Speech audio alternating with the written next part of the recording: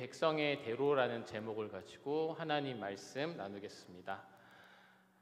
설교를 준비할 때 생각하게 되는 건 과연 이 시대의 흐름 속에서 하나님의 뜻을 볼 수 있는 말씀은 무엇일까라는 질문으로부터 시작을 하게 됩니다. 먼 과거에서부터 지금까지 하나님의 역사하심은 동일하기 때문이죠. 우리가 살고 있는 대한민국은 급변하는 시대의 풍랑 속을 걷고 있습니다. 1년 사이에 참 많은 일이 있었던 것 같은데요. 특히 이번 주는 대한민국의 중요한 이슈가 하나 있었습니다. 국제적인 외교 무대인 아시아 태평양 경제 협력 체인 APEC이 경주에서 개최가 되었죠. 대통령을 비롯해 참여하는 국가 관료와 기업들은 다른 국가들과 협의들을 준비하고 마감하느라 굉장히 분주한 시간들이었을 겁니다. 순간순간의 판단과 선택이 국익을 결정할 수 있는 순간이기 때문에 이제 많은 국민들은 소식에 귀를 기울였을 거예요. 여기서 저는 이사야 시대의 앗수르와 애굽 그리고 이 남유다 백성을 떠올리게 되었습니다. 이사야서가 다루는 역사적 상황은 이스라엘에게 녹록치가 않았는데요. 북이스라엘과 남유다는 남서쪽으로는 애굽, 북동쪽으로는 앗수르와 바벨론이라는 강대국 사이에서 휘둘렸습니다. 여러 방법으로 이스라엘은 국익을 추구하기 위해 주변국과 동맹을 맺었지만 그것보다 선지자들은 하나님의 약속과 보호에 의지해야 된다라는 것을 분명하게 선포했죠. 그 맥락 속에서 오늘 말씀은 또 굉장히 놀랍게 우리에게 다가오고 있는데요. 그것을 다른 관점으로 이 관계를 또 생각해 볼 수 있는 구절이기 때문에 그렇습니다. 이사야는 애굽, 앗수르, 이스라엘이 함께 평화롭게 존재하며 여호와의 축복 아래 있을 그 미래의 날을 예언하고 있는데요. 이것은 굉장히 놀라운 사실이에요. 이는 하나님의 백성을 침략하고 우상을 섬기는 그들에게 축복을 빌어주는 것이기 때문에 그렇습니다. 그렇다면 우린 이 말씀을 어떻게 받아들여야 할까요? 이 대한민국의 상황을 생각하면은 마치 이 강대국의 모습이 미국과 중국을 생각하게 합니다. 자, 그렇다면 더 나아가서 누구의 편을 들어야 되는 것일까요? 누구의 편을 드는 것이 하나님의 뜻일까요? 인간은 참 편 나누기를 좋아하는 습성을 가지고 있습니다. 올바르고 공정한 수단과 방법보다 네 편, 내 편에 의해서 공동체가 구성되는 것을 보게 됩니다. 수천 년 동안 생존을 위해 경쟁을 했던 모든 집단은 자신들의 공동체의 존속을 위해서라면 수단과 방법을 가리지 않는 존재이죠. 집단을 결속하기 위해서 우리는 저들과 다르다며 집단의 정체성을 경고히 하거나 특정한 대상을 적으로 삼아 충성을 증명하는 방식의 생존 방식이 굉장히 일반적이었습니다.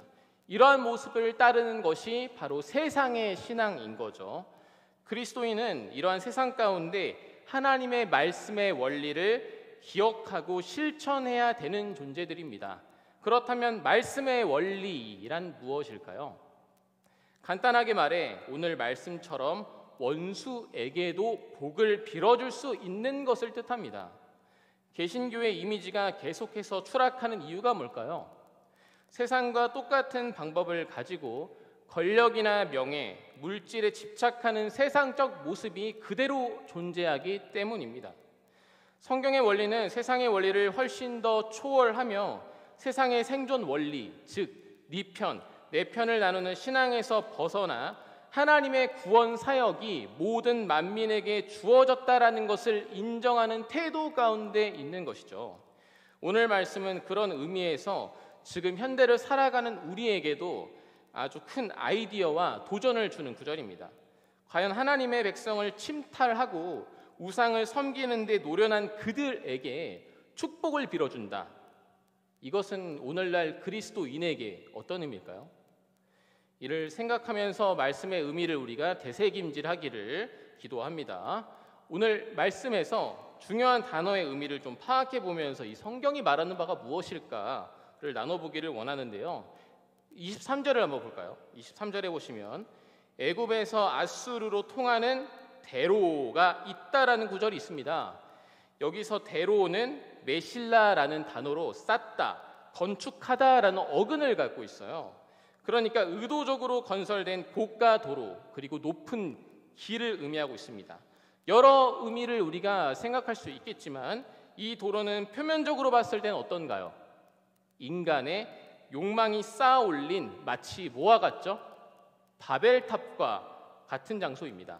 본문에 나오는 아수르와 애굽은 아까도 언급했듯이 초강대국이었습니다.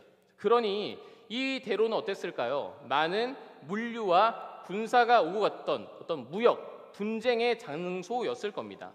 이 대로는 정치와 종교, 민족주의가 왕래하며 경쟁 사회가 구축된 대로예요.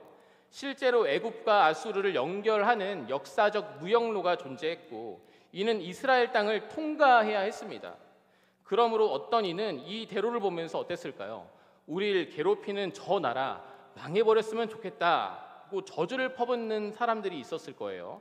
반면에 어떤 이는 이 도로가 하나님의 은혜가 왕래하는 대로가 되었으면 좋겠다라는 꿈을 꾸고 있었을지도 모릅니다. 자, 그렇다면 성도 여러분들은 어떻습니까?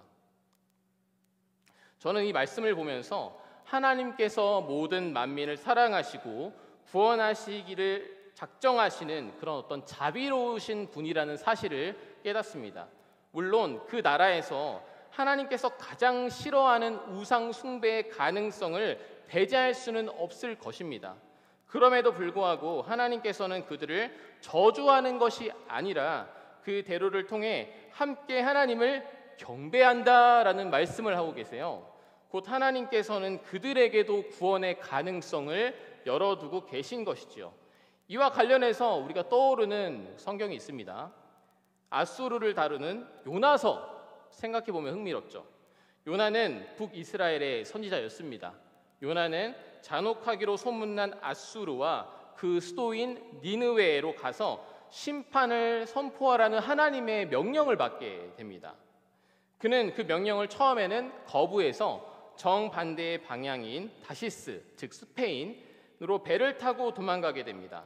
하나님은 그에게 큰 폭풍을 일으켰고 함께하는 그 선원들이 폭풍의 원인을 알아내고자 제비뽑기를 하게 되죠.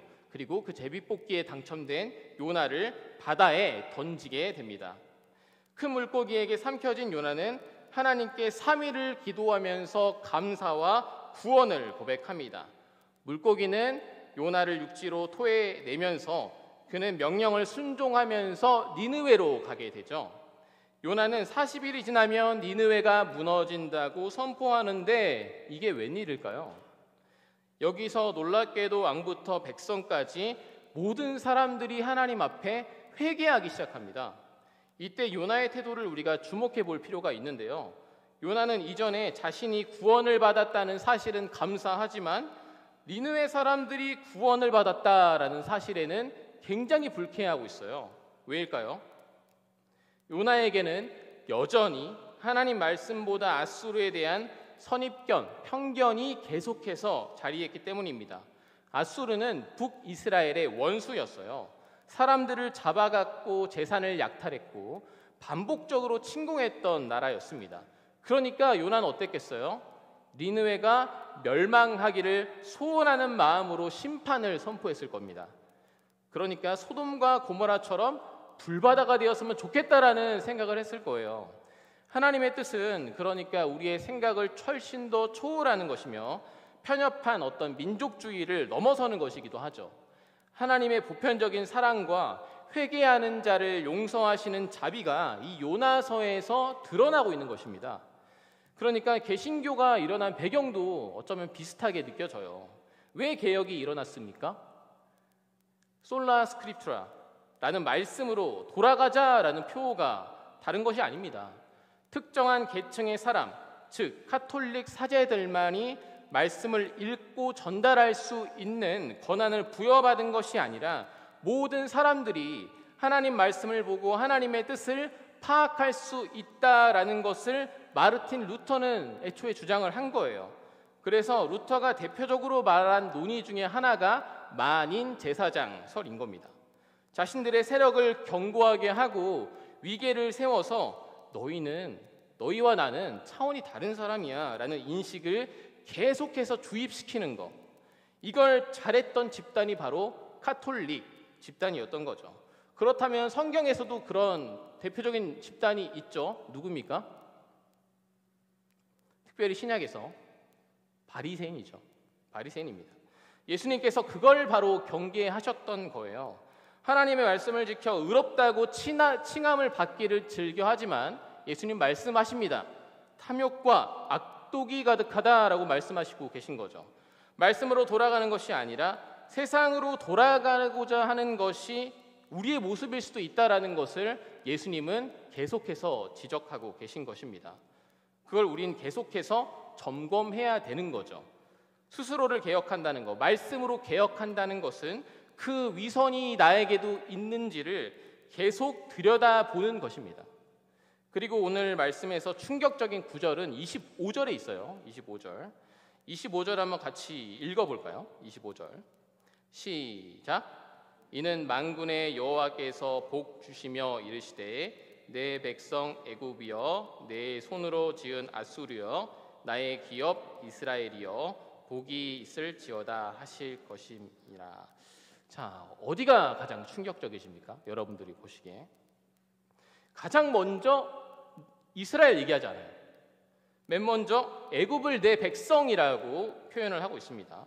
이 내 백성이라고 표현된 이 단어는 아미라는 히브리어 단어인데요.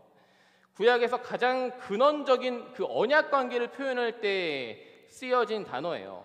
자, 이 말은 우선적으로 이스라엘 백성에게만 통용되었다라고 생각했던 그 표현이었습니다. 그러니까 대표적으로 출애굽기 6장 7절과 레위기 26장 12절에 이렇게 말을 하는데요. 내가 너희를 내 백성으로 삼고 나는 너희 하나님이 되고 너희는 내 백성이 될 것이라가 그렇습니다. 애굽에서 직접적으로 이 표현을 사용한 것은 하나님의 축복이 이스라엘 민족을 넘어서서 이방인에게도 적용된다라는 사실을 더욱더 적극적으로 말씀하고 계심을 의미하고 있는 거죠. 이스라엘 백성들에겐 요나와 같이 충격적인 말씀 아니었을까요? 그런 느낌이었을 것 같아요. 한편으로는 막장 드라마 보면은 이제 출생의 비밀을 이야기하는 어떤 그 부모님 있잖아요. 그런 드라마에서 보면 그 출생의 비밀의 대상은 어떻습니까? 보통은 원수 같은 사람이죠. 내 백성이라는 의미는 그 이스라엘 백성들이 참 받아들이기가 어렵지 않았을까라는 또 생각이 한편으로 듭니다. 자, 그리고 애굽 바로 뒤에 아수르에게는 뭐라고 표현을 하고 계시죠? 내 손으로 지은이라는 표현을 하고 있어요. 이 단어에서 내 손을 의미하는 이 마야세라는 단어는 작품, 행위, 제작물이라는 의미를 가집니다. 이사야 시대의 주요 위협이 되었던 이 아수르를 주님은 자신이 창조했다라고 말씀하고 계신 거예요. 하나님의 창조는 모든 만민에게 미치고 있으며 적대적인 민족일지라도 하나님의 구원 사역을 이루는 데 도구로 사용되고 있음을 우리가 보게 되는 거죠. 그러니까 토기장이는 그 목적에 따라서 여러 그릇을 만들고 용도에 따라서 얼마든지 사용할 수 있는 것이죠. 그러니 우리는 하나님의 뜻을 쉽게 판단할 수 없는 것입니다. 하나님은 우리의 생각보다 훨씬 더 크시기 때문이고 모든 것은 하나님께서 주관하시고 창조하셨다라는 사실을 오늘 말씀 이 아수르를 통해서도 볼 수가 있는 것이죠. 자, 그다음 마지막에 25절 이스라엘을 나의 기업으로 표현하고 있습니다. 이는 이스라엘과 지속적인 관계가 있음을 뜻합니다. 기업이라는 단어가 그렇죠. 아브라함으로부터 선지자를 거쳐 오는 약속이란 기업의 최종권자인 삼위일체 하나님의 사역이 점진적으로 이루어진다라는 사실을 우리가 보게 되는 것이죠. 우린 그 언약을 예수님을 통해서 확연하게 보게 되는 거예요. 그러나 언약 백성으로 선택을 받았지만 그들은 많은 사람들에게 주어질 그 기업을 자신들만 독차지하고 싶었던 어떤 욕망이 있었습니다. 그 욕망을 또 가장 잘 드러냈던 그룹이 누구였습니까? 바리새인, 서기관 이런 율법 학자들이었던 거죠. 그래서 그 사람들이 바로 예수님을 부정하고 죽이는 데까지 이르렀던 것입니다. 그 욕망으로 인해서. 그래서 그 오늘 말씀을 또 통해서 생각해 보는 그런 신약 성경의 사건이 하나 있어요. 그 예수님께서 유대로 떠날 때 갈릴리로 가실새에 사마리아를 통과했던 길에서 벌어졌던 이야기죠. 일반적으로 유대인들은 사마리아를 우회해서 가야 했어요. 역사적, 종교적 적개심이 있었기 때문입니다. 북이스라엘이 아수르에 의해 멸망을 당했을 때 아수르는 이방인들을 사마리아로 이주를 시켰습니다. 남은 이스라엘 백성들은 이방인과 혼인하면서 이 혼혈 민족이 형성이 되죠. 종교적으로 분열이 또 있었습니다. 예루살렘 성전을 거부하고 자기들만의 성전을 세웠으며 모세 오경만을 인정하고 나머지 구약 성경을 거부했던 그런 신앙관이 있었죠. 그러나 예수님은 역사의 맥락을 근데 지금 뒤집어 버리고 계신 겁니다. 예수님은 이렇게 말씀하시죠. 유대를 떠나서 다시 갈릴리로 가실새 사마리아를 통과하여야 하겠는지라. 예수님은 역사적 종교적 적개심에도 불구하고 사마리아를 통과해야겠다라고 말씀하고 계세요. 사마리아인을 결코 구원해서 배제하지 않겠다라는 말이죠.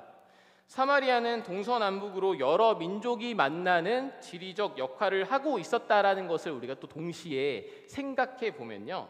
사마리아를 통과하는 것을 통해 모든 사람들에게 구원을 전파하고 화평을 선포하시는 예수 그리스도의 사역이 또한 적극적으로 드러난다는 것을 우리가 살펴볼 수 있습니다. 그리고 여기서 주님은 누구를 만나시죠? 사마리아 여인을 만나게 됩니다. 이 여인은 또 어떤 여인입니까? 남편이 5이나 있었던 어떤 불결하게 취급받았던 여인이었죠. 이 여인은 사람들의 눈을 피해 아무도 물을 들어오지 않는 무더운 정오의 우물을 향합니다. 물을 달라는 예수님 앞에 그 여인은 깜짝 놀라서 어떻게 사마리아 여자인 나에게 물을 달라 할 수 있느냐라고 반문합니다. 유대인 남자가 사마리아 여인에게 말을 건다는 것조차도 상당히 이례적이었던 거죠. 게다가 사마리아인들이 갖고 있었던 예배에 대한 인식 또한 예수님께서 바꿔 놓으셨죠. 그리심 산도 아니고 예루살렘이라는 장소에 제한을 받는 것도 아니고 영으로 예배한다는 사실을 말씀해 주셨습니다. 이를 종합해 보면 하나님은 나라와 민족이 아니라 마음의 중심을 바라보고 있다는 사실을 우리가 발견할 수 있는 것이죠. 자, 오늘 본문 말씀을 통해서 저와 여러분은 생각해 봐야 합니다. 예수님은 말씀하셨죠. 원수를 사랑하라. 그 말씀 앞에서, 그리고 하나님의 광대한 자비 앞에서, 그리고 우리 앞에 놓여진 세상이란 대로 앞에서 복음을 전파해야 하는 것입니다. 구원의 복음은 우리 모두를 화평하게 하기 때문입니다. 예배소서 2장 14절은 이렇게 말을 하고 있는데요. 그는 우리의 화평이신지라 둘로 하나를 만드사 원수된 것 곧 중간에 막힌 담을 자기 육체로 허시고 라는 말씀을 하시죠. 여기서 둘은 유대인과 이방인을 뜻하죠. 유대인과 이방인의 화평을 위해 예수 그리스도는 마땅히 자신의 육체를 희생하셨습니다. 오늘 말씀에도 유대인에게 원수와 같았던 아수르, 애굽도 하나님의 말씀으로 함께 경배할 수 있게 하는 것이죠. 그러므로 예수님을 믿는 이들에게 중요한 것은 바로 화평의 대로를 설치하는 것입니다. 예수 그리스도의 십자가는 이러한 길을 여는 대로였던 거죠. 여러분과 저는 어떠합니까? 우리는 늘 네 편과 내 편을 나누는 것을 참 좋아하는 재성을 가지고 있다는 것을 발견하고 계시지 않습니까? 정치적 성향이나 취향, 혈연과 지연 등을 나누면서 하나님 말씀보다 더 우선시하는 경우가 있지 않습니까? 우리의 변화는 이러한 편협한 사고를 깨는 데 있는 것입니다. 그러므로 우리는 이러한 습성인 죄에 대해 민감하게 반응할 수 있는 영적인 감각이 필요한 것이죠. 사랑하는 성도 여러분, 우리가 하나님께서 말씀하시는 예수 그리스도가 세우신 그 십자가의 대로에 서기를 원합니다.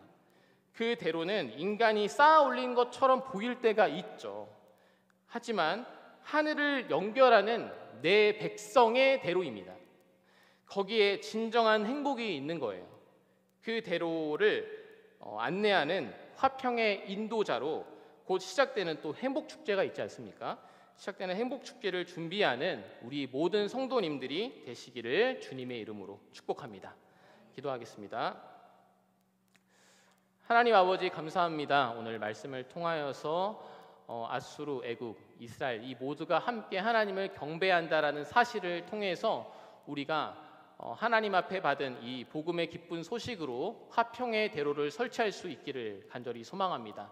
주님, 우리를 붙잡아 주셔서 항상 열린 마음으로 하나님의 사랑으로 우리가 채워서 많은 이들에게 복음을 증거하는 행복의 전도자로 살아갈 수 있도록 주님 함께하여 주시옵소서. 감사드립니다. 예수님의 이름으로 기도했습니다. 아멘.